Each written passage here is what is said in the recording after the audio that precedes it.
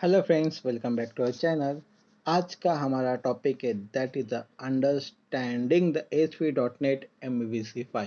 जो हमारा latest trending में जो टॉपिक चल रहा है जैसे MVC5। So A 5 in the sense क्या है, MVC 1 2 3 4 ऐसा क्यों नहीं। तो 5 इन द सेंस वहाँ पे कुछ कैरेक्टरिस्टिक्स मेंशन किए गए हैं MVC5 के अंदर। तो या पूरा MVC क्या है, हम सभी चीज़ें इस प्लेलिस्ट के अंदर कवर करने वाले हैं। सो लेट्स स्टार्ट करते हैं विद एन MVC5।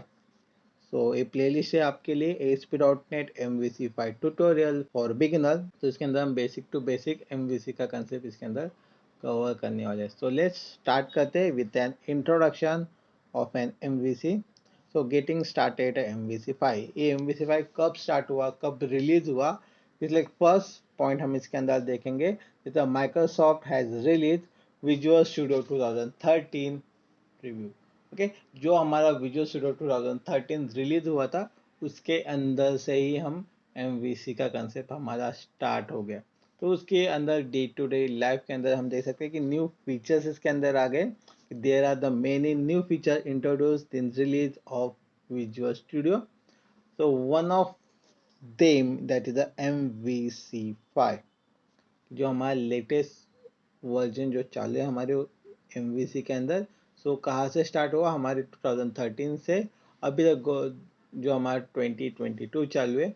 तो उसके अंदर भी सेम MVC5 के कंसेप्ट हम यहाँ पे इम्प्लीमेंट कर सकते हैं। MVC के अंदर हम देख सकते हैं कि जैसे कि MVC is an architecture pattern that separate an application into 3 major parts. कौन कौन से देते हैं, मॉडल, व्यू, कंट्रोल। तो इन तीनों का अलग अलग सिनारियोज हम इसके अंदर देख सकते हैं। Model in the nothing but जो डेटा प्रोसेसिंग पर्पज के लिए हम यूज करते हैं। व्यू इज नथिंग बट जो हमें यूजर इंटरफेस UI बोल सकते हैं, जो हमें मिलने वाला that is a view. And controller it is an intermediate between view and model. तो that is an MVC pattern हम यहाँ पे देख सकते हैं। नेक्स्ट इसके अंदर देखते हैं कि जो हम बोल रहे थे MVC5 क्या है। तो जो इसके अंदर जो कैरेक्टरिस्टिक्स है वो देखते हैं।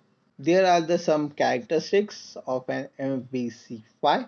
The first characteristic है that is one ASP.NET. या second characteristic बोल सकते हैं that is a ASP.NET identity. Third characteristic है that is a bootstrap जो हम यूज करते हैं. Fourth that is the authentication filter. And fifth the filter overrided. कि ये 5 कैरेक्टरिस्टिक्स फीचर्स थ्रू हम क्या बोल सकते हैं, MVC5 जो टेक्नोलॉजी आपको सुनाई देती है या आप लेटेस्ट मार्केट में सुन रहे हो। तो that is nothing but MVC5 five in the sense ये 5 कैरेक्टरिस्टिक्स आपको पता होने चाहिए। तो वन बाय वन हर एक कैरेक्टरिस्टिक्स हम यहाँ पे गो थ्रू कर लेंगे। तो लेट्स स्टार्ट करते हैं हमारे फर्स्ट कैरेक्टरिस्टिक से, that's the one ASP.NET. Okay, so as you know there are the many project template available to develop a web application. One of them is the MVC projects template. MVC create करते वक्त आपको most of templates आपको दिखाई देते हैं, wizard दिखाई देते हैं। तो उसमें से ही एक जो पार्ट है हमारा, one of the part of an ASP.NET, one of the template in ASP.NET, that is nothing but a MVC. So using the ASP.NET project creation wizard, you can personalize your MVC application and you can configure your authentication also. कि इसके लिए MVC के application create करने के लिए आपको कोई भी अलग टेक्नोलॉजी के अंदर जाने की रिक्वायरमेंट नहीं। बेसिक टू बेसिक आपको ASP.NET आता होगा। सो उसको यूटिलाइज करके आप MVC एप्लीकेशन या MVC प्रोजेक्ट क्रिएट कर सकते हो।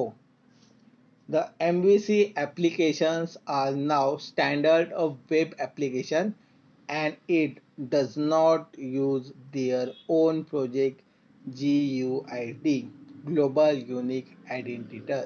नेक्स्ट इसके अंदर हम देख सकते हैं, it helps you to mix and match the various technology in your preferred application. MVC के अंदर आप देख सकते हो कि आप स्पेसिफिकली एक टेक्नोलॉजी यूज नहीं करोगे, इसके अंदर आपको जितने नंबर्स ऑफ कॉम्बिनेशंस यूज करने हैं उतने कॉम्बिनेशंस आप इसके अंदर यूज कर सकते हो. Any developer would love ASP.NET now because of one ASP.NET makes the things very easier and useful in ASP.NET.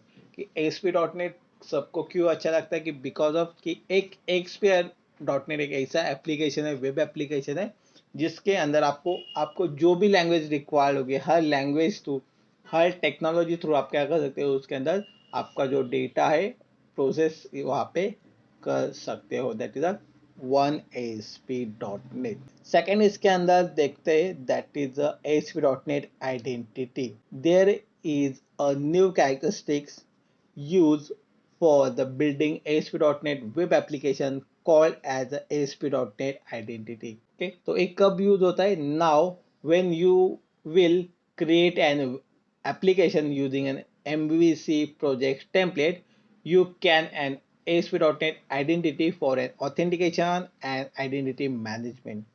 कि जो आपका ऑथेंटिकेशन एंड आइडेंटिटी मैनेजमेंट के लिए आपको एक स्पेसिफिकली ASP.NET यहाँ पे एक आइडेंटिटी प्रोवाइड करने वाला है. उस आइडेंटिटी को यूज करके, okay, identity in the sense 128 bit का स्पेसिफिकली कोड ASP.NET या .NET फ्रेमवर्क आपको प्रोवाइड करेगा. उस कोड के अकॉर्डिंग जैसे कि हमने बोला था ग्लोबली यूनिक आइडेंटिफायर, सो वो रिक्वायर्ड होता है. तो उसके थ्रू आप जो भी कम्युनिकेशन है, कम्युनिकेशन करने वाले, तो a basically for an identification identity यहाँ पे यूज होता है. It is a help you to integrate the individual profile data of the user with an application data, and you can also store the data into SQL Server database and another persistent store.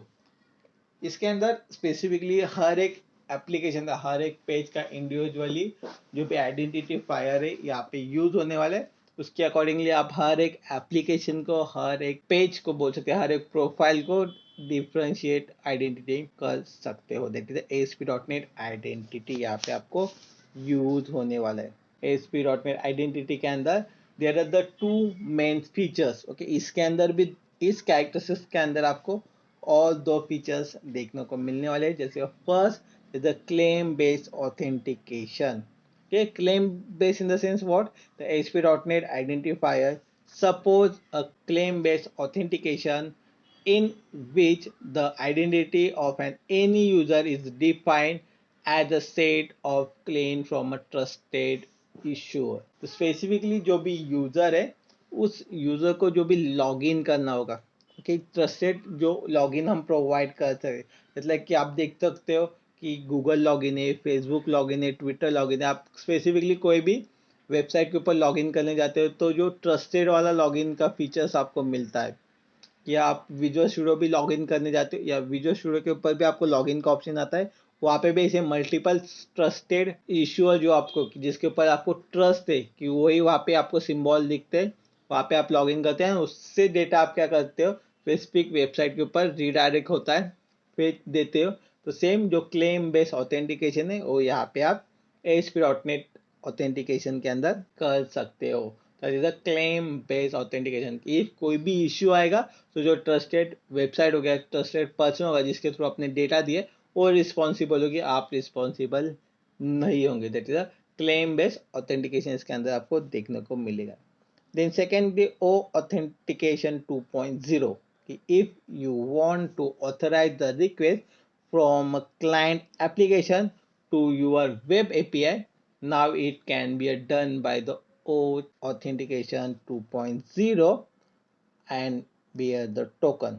Okay, तो यहाँ पे हम देख सकते हैं जैसे कि जो टोकन मैकेनिज्म है, और टोकन मैकेनिज्म यूज होता है जैसे कि आपके एंड्रॉयड फोन होंगे, कि एंड्रॉयड एप्लीकेशन के अंदर आप देख सकते हो कि जो टोकन मैकेनिज्म है, एवरी प्रोसेस की जो भी आप नंबर्स ऑफ हिट करोगे ईच एंड एवरी एक्टिविटी के बाद, वहाँ पे जो टोकन होगा आपके सिस्टम के अंदर स्टोर या सेशन के अंदर स्टोर, तो उस सेशन मैनेजमेंट क्या करेगा, हर एक रिक्वेस्ट के साथ वो टोकन की वैल्यू पास करेगा एंड उस यूजर की ऑथेंटिकेशन चेक करेगा. इफ उसकी ऑथेंटिकेशन फॉल्स आएगी तो ऑटोमेटिकली आपका जो एप्लीकेशन है वहाँ पे लॉग आउट हो जाएगा. That is the token mechanism हम बोल सकते हैं यहाँ पे यूज कर सकते हैं इन MVC5। तो MVC5 के अंदर ए जो मैकेनिज्म है टोकन वाला फॉर एन आइडेंटिटी हम यूज कर सकते हैं। नेक्स्ट देखते हैं third characteristic that is nothing but a bootstrap. Okay, so bootstrap आप सभी फैमिलियर होंगे, तो फिर भी एक बार फिर से हम इसको देखते हैं कि बूटस्ट्रैप क्या है। There are the many themes CSS template used in a web application to look and feel a better for the user। User के नीड के अकॉर्डिंगली हमें थीम प्रोवाइड करना है, CSS देना है, तो उस पर्पज के लिए आप क्या करते हो, एक रेडीमेड टूल यूज कर सकते हो that is nothing but a bootstrap.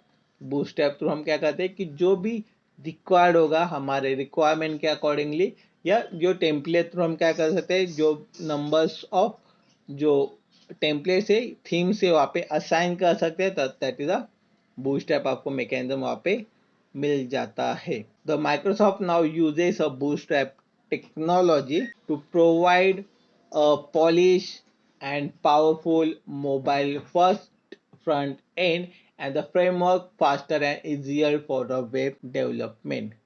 कि ये जो टेक्नोलॉजी है सेम हमारा माइक्रोसॉफ्ट भी यहाँ पे यूज करने वाला है। तो माइक्रोसॉफ्ट बूटस्ट्रैप के साथ क्या करेगा, कम्युनिकेशन करेगा एंड उसके अकॉर्डिंगली कोलैबोरेशन थ्रू क्या होगा, जो भी बूटस्ट्रैप के फीचर्स है माइक्रोसॉफ्ट हमें यहाँ पे प्रोवाइड करने वाला है थ्रू एंड बूटस्ट्रैप।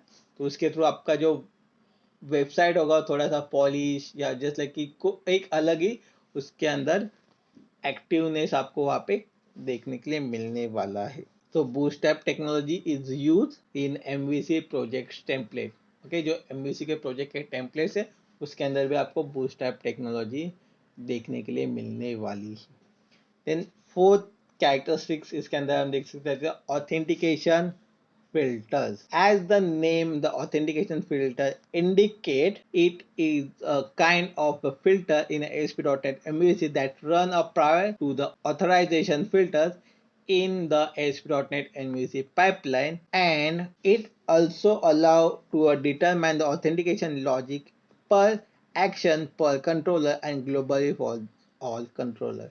कि एप्लीकेशन ओके ऑथेंटिकेशन फिल्टरिंग के अकॉर्डिंग टू ऑथेंटिकेशन हम यहाँ पे क्या करेंगे, जो भी हमारा एक्शन होगा, एक्शन कहाँ पे परफॉर्म होने वाला है, कौन से कंट्रोल पे परफॉर्म होगा, या कौन से मैकेनिज्म टू हमें इम्प्लीमेंट करना है, तो उसका स्पेसिफिकली किसको ऑथेंटिकेशन है किसको ऑथेंटिकेशन नहीं है, कि ये जो फिल्टर लगाने का काम होगा हमारा ऑथेंटिकेशन फिल्टर करने वाला है। कि जैसे कि हमारे एक्सेस स्पेसिफायर वर्क होते हैं, एक्सेस स्पेसिफाई कि किसको एक्सेस प्रोवाइड करना है किसको एक्सेस प्रोवाइड नहीं करना, तो सेम यहाँ पे स्पेसिफिक जो कंट्रोलर होगा, स्पेसिफिक जो एक्शन होगी एंड स्पेसिफिक जो वेरिएबल्स होंगे कि उनको किसको एक्सेस देना है, कि कौन उसको यूज कर सकता है कौन उसको यूज नहीं करता है, तो ये जितने भी नंबर्स ऑफ ऑथेंटिकेशन होंगे उसको हम यहाँ पे ऑथेंटिकेशन फिल्टर्स के नाम से देख सकते हैं। It can also add a authentication challenge in response to an unauthorisation request. यहाँ पे अनऑथराइज इफ रिक्वेस्ट हमारे पास आएगी तो उसको हैंडल करने के लिए एक चैलेंजिंग हो सकता है, तो उस पर्पज के लिए हम क्या करेंगे, यहाँ पे ऑथराइजेशन फिल्टर्स यूज करने वाले के इसके थ्रू जो अनएक्सपेक्टेड कोई भी एक्टिविटी यहाँ पे होगी तो उसको हम क्या कर सकते हैं, हैंडल कर सकते हैं। तो सेम लास्ट यहाँ पे आपके फिफ्थ वाला द फिल्टर ओवरराइडिंग। तो override the filter determine the set of filter types that should not be run for the given scope. With this, you can allow the configuration of an filter that apply globally, but they can execute a certain global filter for the applying to specific action and control। जो आपके action perform होने वाले, जैसे like कि locally आप कोई action perform करेंगे या ग्लोबली एक्शन परफॉर्म करेंगे, तो उसके अकॉर्डिंगली आप क्या कर सकते हैं, यहाँ पे फिल्टर्स लगा सकते हैं। तो उस एक्शन के अकॉर्डिंगली या स्पेसिफिकली स्कोप के अकॉर्डिंगली कॉन्फ़िगरेशन के अकॉर्डिंगली आप यहाँ पे फिल्टर्स लगाओगे, या सेम जो फिल्टर है आपका आपके ग्लोबल स्पेस में भी अवेलेबल होगा एंड आपके लोकल स्कोप में भी अवेलेबल है, तो उसके अकॉर्डिंगली आपको कौन सा यूज करना है कौन सा यूज नहीं करना। सो ये आपके फिल्टर ओवरराइड के अंदर कंसेप्ट आ जाता है। इफ इस वीडियो के अंदर कोई भी डाउट क्वेरी या सजेशन होगा सो आप हमें कमेंट सेक्शन में बता सकते हैं। इफ ये वीडियो आपको इंफॉर्मेटिव लगे होगे तो वीडियो को लाइक कर सकते हैं, चैनल को सब्सक्राइब कर सकते हैं एंड सिमिलर नेक्स्ट वीडियो के लिए बेल आइकन को क्लिक कर सकते हैं। Thank you for watching this video.